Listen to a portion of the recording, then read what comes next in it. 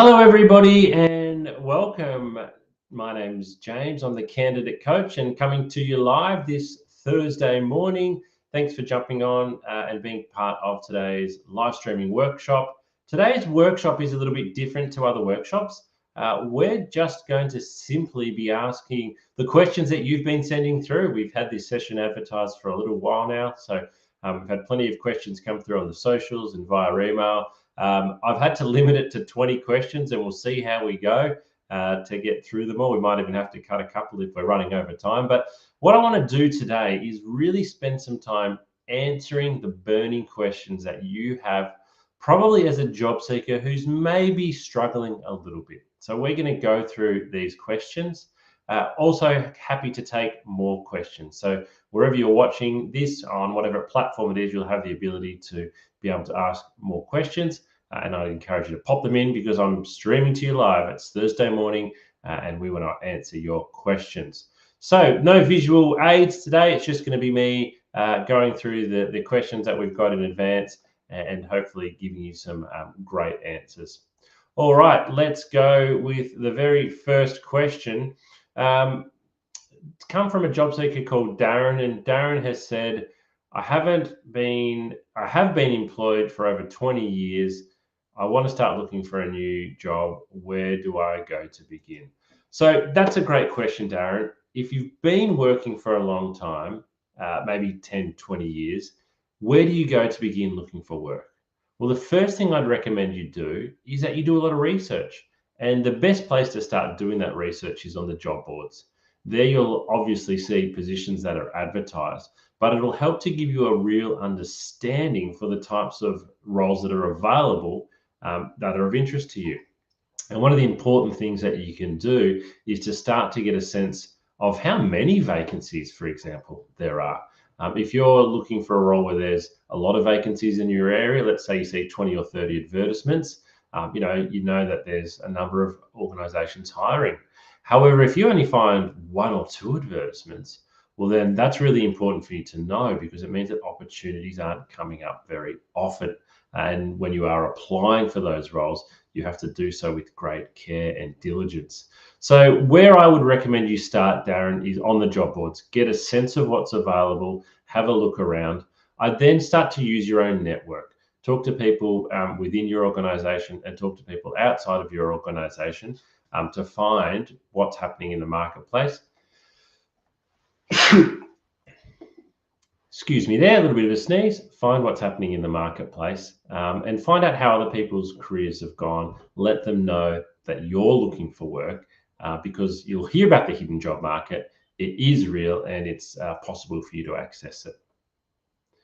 Second question, and I've done these in order, so you'll see that they kind of build on each other today as well. How do I figure out what kind of job suits me best? Well, this really is a very important question that is challenging to answer because the answer is going to be different for every single person. How do I know what type of job is going to suit me best?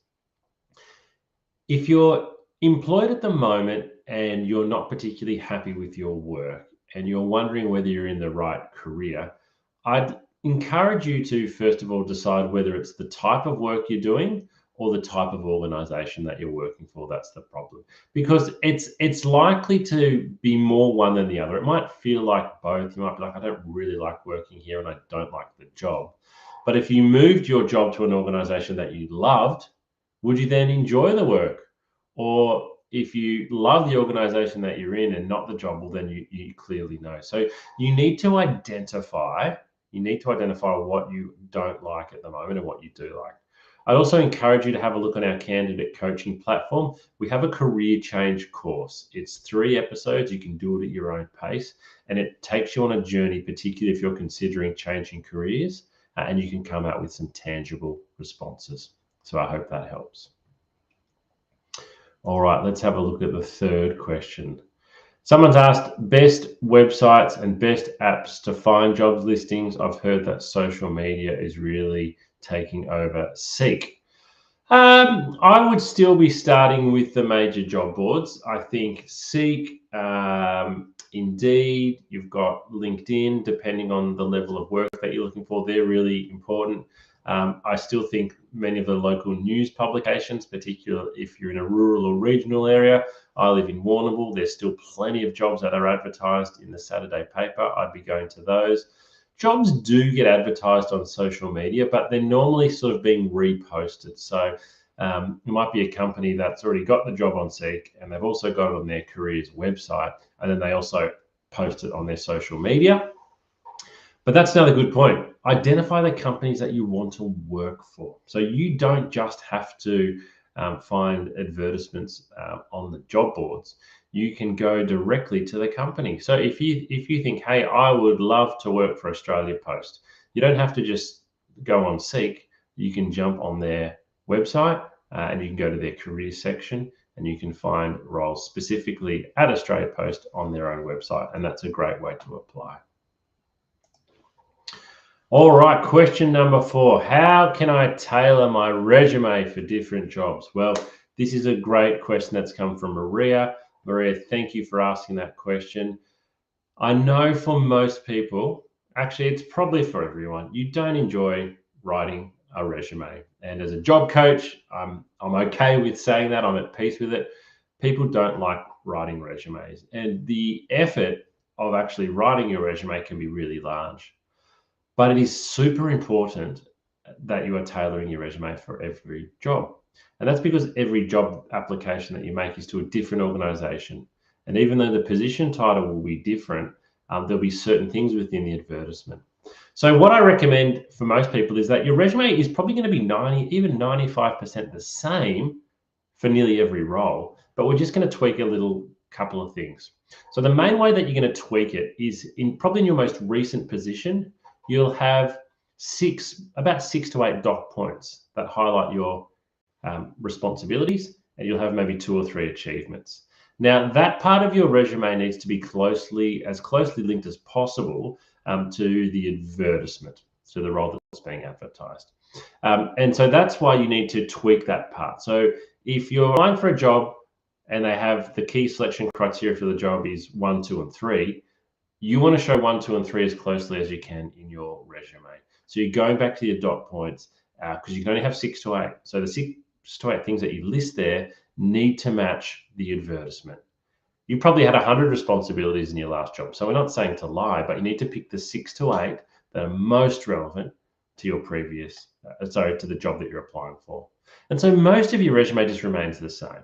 It's just tweaking a couple of things. Or you might read an advertisement and go, oh, do you know what? They've mentioned a particular software here. I haven't got that listed on my resume. I need to get it listed on my resume, and I need to make it easy to find. Question 5 on the back of resumes, do I still need to write a cover letter for every job application? Yes. Unless the advertisement says don't write a cover letter, you need to write a cover letter. Some recruiters read the cover letter before they even open the resume. So if you send an application in for a role without a cover letter, and that recruiter's preference is to receive a cover letter, then you're already sitting behind the other candidates in terms of how the recruiter's viewing you. So I would say every time you submit an application, you should include a cover letter unless you're specifically told not to. I'd also say you only have 2 opportunities to stand out as a candidate. One is your resume. The second is your cover letter. So why you would skip or pass on these, or why you wouldn't put a great tailored cover letter together, kind of baffles me, because it is an opportunity for you to stand out in I guess a system or a procedure where you don't have a lot of opportunity. So write a great customized tailored cover letter for each role that you're applying to. I promise you that the recruiters that read it will be impressed. Question 6 for today, how do I identify my transferable skills if I'm changing careers? Oh, this is a really good question. We get this quite commonly. Again, I'd encourage you to go and have a look at our course, our career change course on the Candidate Coach platform. If you can't find it, you can reach out directly to me, James Whitcomb, on LinkedIn and send me a message. But identifying your transferable skills, it takes a little bit of self-analysis. It also probably takes a lot of research. You could also use AI to do it. Jump on Perplexity or jump onto Gemini, upload your resume, and you can ask the AI algorithm to say, what type of transferable skills do I have? Or what are my most transferable skills towards another role? But also just have a look through what other roles do. One of the challenges with career changes and looking at transferable skills is you need to recognize that the role that you're going to transfer into, you're not going to have all of the skills, and therefore you need to be prepared a lot of the time to take a pay cut. And that's just something that doesn't sit well with a lot of job seekers. They want to be able to transfer their skills to a new role. They might only meet 60% of the criteria straight away, but they also want to retain the same level of salary. So I would suggest that if you want to change jobs and change careers, you can definitely do it. You need to be flexible though, particularly with the first job that you take. And you should be able to get back to your previous salary quite quickly once you've learned the differences with the new role. But you need to be prepared to be flexible with salary if you want to be given a chance. What's the best way to reach out to a recruiter or a hiring manager? Great question. So I actually think the best way to reach out, certainly the best way to stand out, is to pick up the phone. Pick up the phone and give the recruiter a call. Because guess what's happening? If you call me, and you can find my number anywhere, it's pretty easy. You can with many recruiters, certainly not all. If you can get the recruiter on the phone and they're talking to you, you've got their attention.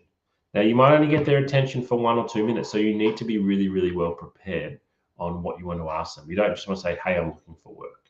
You don't just want to say, hey, I've applied for the job. You might want to say, hi, my name's James. I've just sent through my application for the sales assistant role. I had 2 or 3 questions. Do you have a quick moment? And if they say yes, the 2 or 3 questions that you need to ask need to be well prepared. They need to be written down, and then to be questions that show the level of research that you've done into the position and also your level of expertise. Don't just ask, what are the hours? What's the location? What's the pay? What are the next steps from here? Ask something that shows why you're a highly qualified candidate for the role. All right, where's my question? All right, what are we up to? How can I prepare an effective LinkedIn profile when looking for work? So again, and I don't want to feel like I'm just pushing everybody back to our online coaching, but we've got 3 videos on our candidate coaching platform that you can use here. How to create how to create your LinkedIn profile for the first time, how to maximize your profile strengths, and also how to network. I'd really encourage you to watch those videos. Your LinkedIn profile is huge for your personal brand. It's huge for your professional and your career brand as well. A lot of people sort of dust off their LinkedIn profile when they start looking for work, and then they forget about it when they're not. So I would really encourage you, like most social media platforms, to be on there all the time. But you certainly want to make sure that your LinkedIn profile is selling you, that it's got a lot of your achievements listed, that there's a featured section where you can pin things to. It's kind of like your resume. It needs to promote you, but it's also a lot more visual. So definitely have a profile picture there. But just engage on LinkedIn. Don't be passive. Question 9, how do I stay motivated during a long job search? I've been looking for work for 3 months now, and I'm feeling really depressed about the whole thing. That question's come through from Tony. Tony, I'm sorry to hear that's how you're feeling. I work with a lot of what I call medium to long-term unemployed individuals, and the feeling that you have is quite common. You can feel quite despondent and certainly demotivated when you've been looking for work for some time and you haven't had much success. What I'd really encourage you to do is to protect your time and to plan out your days and your weeks. So the worst possible thing you can be doing when you're looking for work is basically, again, picking up the phone and just doom scrolling all the time, just spending all of your time just flicking through job advertisements. Kind of every time you pick up your phone, it's just a reminder that you're looking for work. I really recommend that if you are unemployed, you set out your days so that you have clearly allocated time for looking for work and applying, and clearly allocated time when you're not. I would say 2 hours in the morning and 2 hours in the evening is the absolute maximum you are doing. So for example, from 9 a.m. to 11 a.m., you might work on applications, and then from 11 a.m. through to 2 p.m., you're not even picking up your phone. You're cooking, you're exercising, you're going for a walk. You are not touching job applications. Certainly if somebody calls you, you'll take the call, But then again, in the afternoon, you have an allocated 2-hour period, let's say 1 till 3 p.m. You finalize those applications, you submit them, and then you don't even check. You wait until the next morning and then you pick things up again. If you're doing that, that's 20 hours a week. That is enough. Monday to Friday, 20 hours a week. I recommend that you should be spending at least 2 hours on each application. So that's still 10 applications, but you need to protect your time. Don't just sit there scrolling all the time. Don't just sit there looking for work all the time. You've got time to do it, and you've got time to get as far away from it as you can. That's really important.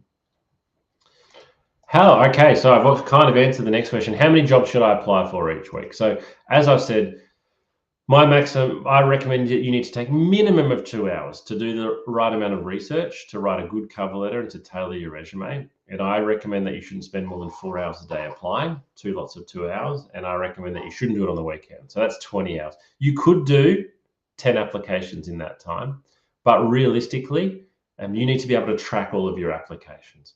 I see candidates, and the job boards allow this now, they can apply for 50 jobs in an hour. It's just click apply, click apply, click apply. Same resume goes out. It's garbage going out, and you get garbage responses coming back. You need to spend the time on each application. So I would recommend the absolute maximum you should be doing is 10, but I'd also caution that 10 is a lot because you need to keep track of them. We've got some tracking documents that you can use that you can again download from the Candidate Coach to make sure that you're tracking everything that you've been applying for. What you don't want is the recruiter to call up and say, "Hey, thanks very much. It's James here. We just received your application." And you're like, "Oh, which job was that?"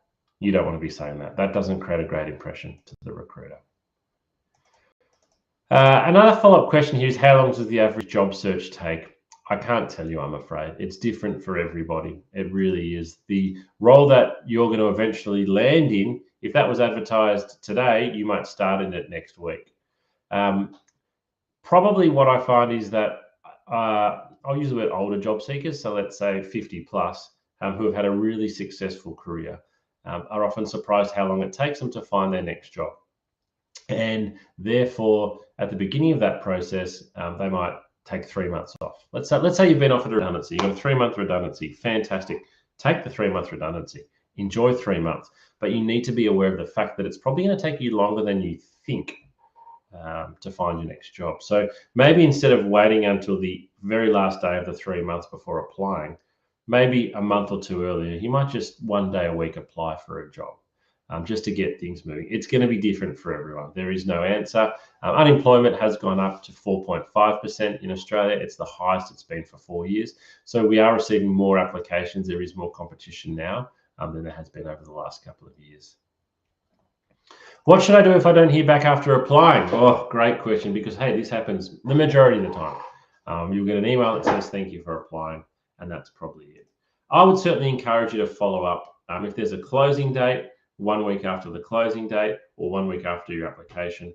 Following up is hard. You need to get on the phone to do it, basically. I would encourage you to do so.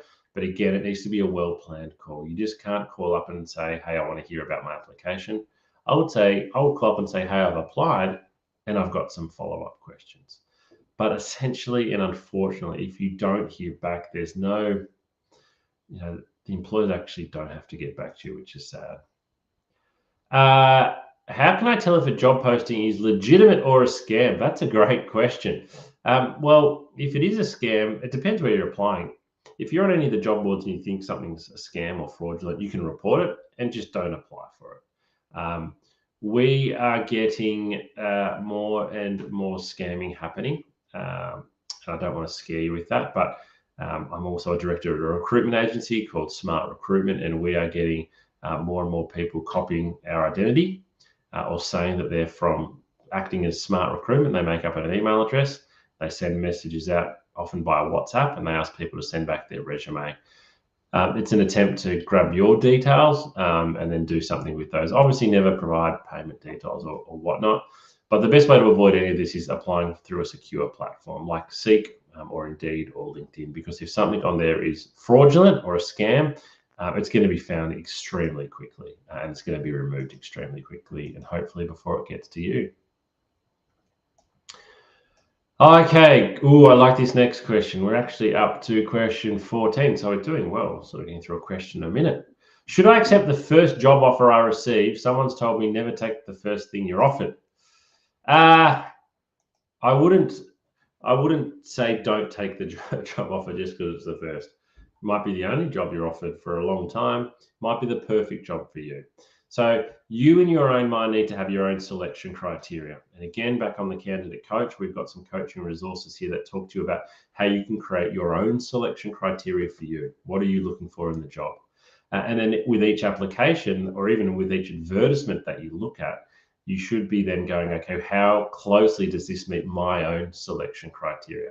If it closely meets it, I'm going to apply. If it doesn't closely meet it, I'm not going to apply.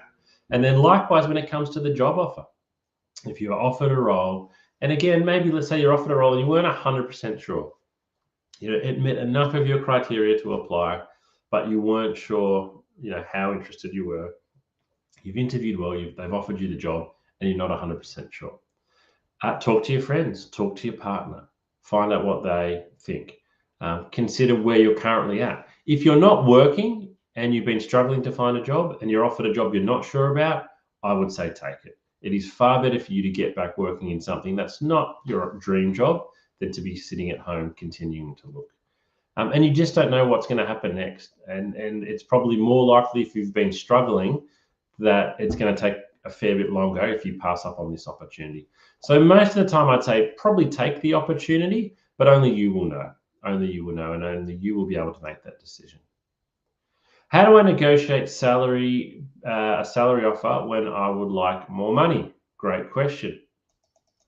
Again, we've got a whole coaching video on how to negotiate a better salary offer at the Candidate Coach. But the key advice there from my point of view, first of all, is the first thing you need to know is this salary negotiable? Because you're going to look like an absolute fool if you try to negotiate a non-negotiable salary. So non-negotiable would be working for, say, for a government organisation where the salary is set. It's a federal or state government organisation. There's no flexibility there. They have what's called APS levels, Australian Public Sector levels, and so you can't. If you're offered 55,000 and you want 80,000, their band might be between 55 and 58. You can't negotiate, so you're going to look a little bit embarrassed if you try to do that. Secondly, you've got to have a really good reason why. If you've been offered $55,000 and you want $80,000, there's a huge gap there. That gap is probably too large. You're not going to get there. So you need to determine, okay, well, do I think I can negotiate to 65 and will I be happy? But you've got to tell the employer why. You can't just say, thanks for offering me 55, I want 65. You've got to say, I want 65 because, 1, 2, 3. And one might be, you're looking for someone with 2 years experience and I have 4. You were looking for somebody with a diploma in accounting and I've got a degree. So you need to give your reasons why. You can't just say, I want more money. Negotiating is always tricky.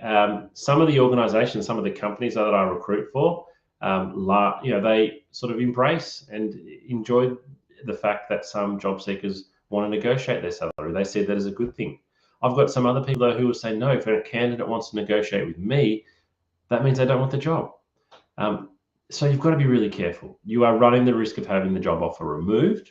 So make sure that if you are happy with that original offer of 55, take it, or ask very delicately, for a reconsideration. But you need to be aware that once you ask to negotiate a higher salary, you're actually opening up the opportunity of the offer being removed. Question 16, what questions should I ask before accepting the job offer? Okay, so this is really important because a lot of people get super excited. We've been offered the job. We're going to accept the job. Don't start for 4 weeks. And then you think over those 4 weeks, I've got a lot of questions. So some of the things you need to ask before accepting it are basically the questions that are important to you that haven't perhaps been asked during the process and during the interview process. And again, you need to ask so in the right manner. So you need to say, I'm so excited to be offered this job. I really appreciate your time. I do have a couple of quick questions. If you just say, okay, I've got some questions, it's not going to come across really well. So it's the way you go about it. So the questions you might have are, around the hours, the workplace, your manager. What can I expect in my first week? What can I expect in my first month? As we sit here today, we have public holidays that are coming up over the next couple of months. If Christmas is coming up, you might say, what's happening there? I've got a holiday planned. The questions that you need to ask are the questions that are important to you, that you're going to be probably wondering over the next couple of months. But I'd also recommend don't ask 15 questions. Pick the 3 or 4 that are most important to you, and make sure that the employer knows that you're really excited about the offer, even though you're asking questions. How do I best prepare my references to be called? So it is amazing to me how often I will call a referee and say, hey, I'm calling up to do a reference. Mandy gave me your details and said you'd be her referee. I often hear from the referee, haven't heard from Mandy for years. How's she going? And I can tell straight away that that referee is a bit irritated that Mandy hasn't given them the heads up. So the most important thing you can do is to give your referees a heads up, because a lot of the time, most people haven't spoken to their referees for a while, and they're going to give a great reference. But if they haven't heard from you for 2 years and they get a call from me, it actually does impact the reference. It impacts their view. Their view of you has changed because they just think you're going to provide something for them, and you haven't even bothered to call to give them a heads up. So the most important thing you can do to prepare your referees is to tell them. You should also tell them about the type of work you're going for, particularly if it's different, because often we will ask the referee, how well suited do you think Mandy would be to this type of job? And if the referee says, that's very different from the previous role, gee, I'm not sure, it's not going to be a great answer. But if the referee says, yeah, Mandy has told me about this career change she wants to make, she's really, really passionate about it, and I think this will be a great step for her, that's a very different answer. So you want to tell your referee, firstly, give them a heads up that you're looking for her, tell them about the type of work that you're applying for. And even to the point of, if you've had 3 interviews and today they say, we'll now move and contact your references, give them that closer heads up. Hey, I just had my 3rd round interview. They said they're going to move to references. So just letting you know, by the way, is there actually a time that would suit you to give them a call? That really helps. Okay, question 18 for today. What paperwork do I often need to complete before starting to give a new job? I really don't like sharing my details and banking information with anyone. Well, I understand that privacy is a big deal, but you are going to need to share your banking details with your employer, or they're not going to be able to pay you. So when you're applying for a job, you will always need to provide your resume. You will often need to provide some identification, and sometimes this can be 100 points of identification depending on the role. So license, passport, birth certificate, those types of things. References, you might need to do some online testing. When you are about to start as an employee, though, you need to provide a lot more information. So you need sometimes to provide medical information. You may need to go for a pre-employment medical check. You need to provide banking information, superannuation information. Next of kin, emergency contact. There will be some health questions there as well. You have to provide all this. Your employer is obligated to keep it as secure as possible and not to share that information, but you will need to share it. I've been receiving a lot of rejections. How do I handle these rejections and keep improving? Because most of them don't give me any feedback. I'm sorry to hear that's the case for you, whoever sent that question or statement through. Wherever you can get feedback is great. Feedback is absolutely gold. So for every rejection that you get, even if it's via email, I would ask the question, is there any area where you think I can improve for next time? And the key phrase here is for next time. And I would hope that at least for the job interviews that you're going for, you're receiving feedback. And if you're not, then I would be saying, I really enjoyed meeting with you. So it's positive. I really enjoyed meeting with you. Disappointed I didn't get the job, but where do you think I could improve for next time? And what you're doing by saying for next time is you're not saying, why didn't I get the job? Or what did I do wrong? You're actually changing the atmosphere. You're changing the environment, and you're making it easy for the recruiter to be honest with you. If you say, okay, well, why didn't I get the job? The recruiter is going to find you to be quite combative, quite confrontational. It's going to be an awkward conversation. They're probably going to be a bit dismissive and say something like other people were stronger. Whereas if you can say, look, thanks for letting me know, I really appreciate it. Where do you think I could improve for next time? I've been looking for work for 2 months now, had a couple of interviews, but if you could give me some honest feedback on where I could improve, that would be great. And then whatever the recruiter says, you just say, thank you for sharing that with me. You don't debate them, you don't argue them, you just say, thank you. It is likely that you will potentially disagree with what they say, but therein lies the rub. You don't actually understand where your weaknesses are a lot of the time. When you hear it from somebody else, it's important to accept it. Okay, now last question today. How do I smoothly transition into a new job after getting hired? So this is a great question to finish with. Once you've been offered the job, I would really encourage you, let's say again you're starting in 4 weeks, to reach out to your new manager and to say to them, hey, I'm not starting for 4 weeks, but I would love to be able to have coffee with you. Can we have a coffee with you before then? Because I'd like to get to meet you. I want to hit the ground running. So reaching out and speaking to your manager in advance is absolutely fantastic. If you've got other contacts at that organization, friends or associates that work there, I'd recommend doing the same as well. That's going to really help you straight away. That's what I'd recommend you do beforehand. I would also recommend that you treat the first 30 days like it's a trial, because first impressions really matter. Now, let's imagine you get there 30 minutes early every day of your first month. Your reputation, everyone is going to remember that. Afterwards, you can maybe start arriving on time, but how you start a job is always remembered, and how you finish a job is always remembered. So I would work as hard as you possibly can, as long as you possibly can, do whatever you can to impress everybody in those first 30 days. Well, thanks very much for joining me today. Thank you to everybody who sent those questions through. Just a reminder that you can access so much support material. Many of the questions that you've asked today, we have answers to on your candidate coaching platform. If you don't know where to find them, reach out to me probably on LinkedIn or send me an email, james@candidatecoach.com.au. Enjoy the rest of your Thursday, and we'll see you next week for our next webinar.